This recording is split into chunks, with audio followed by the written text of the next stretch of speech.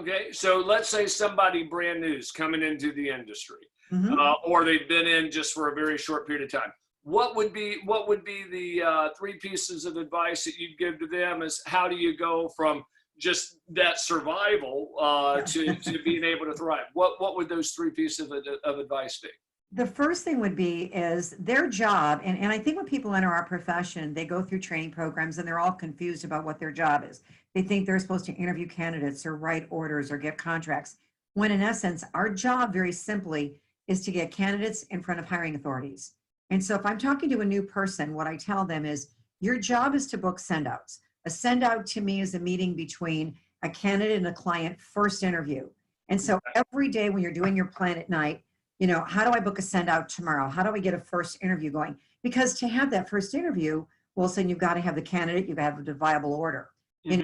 If they do nothing more than constantly increase the number of send outs they book every month, they will elevate their production because everybody has a send out to fill or send out to placement ratio. And Okay. so, once they're doing this 3 to 6 months, they know that ratio. And if they say the ratio is 5 to 1, if they send five more people out, they make another placement. And Okay. so, you've got to know your numbers, but I would tell them to focus on send outs. And the other thing is they've got a plan. You know, um, People told me to plan for years and I didn't do it, Wilson, and I was mediocre at best for years.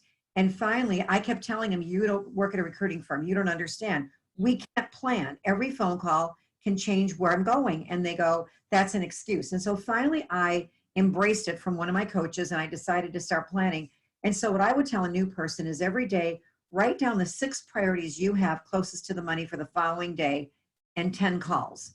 And then the following month, 6 things closest to the money and 20 calls until you get to the point where you're handling the 6 priorities you have every day and you commit to doing those things. So nothing slips through the cracks. You know what's closest to the money. And then you start planning all your outgoing calls. Most recruiters are controlled by their incoming calls.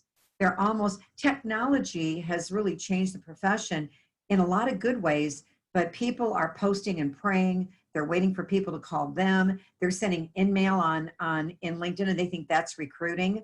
So I think a lot of it is planning outgoing calls and being very proactive and focus on increasing that send out number.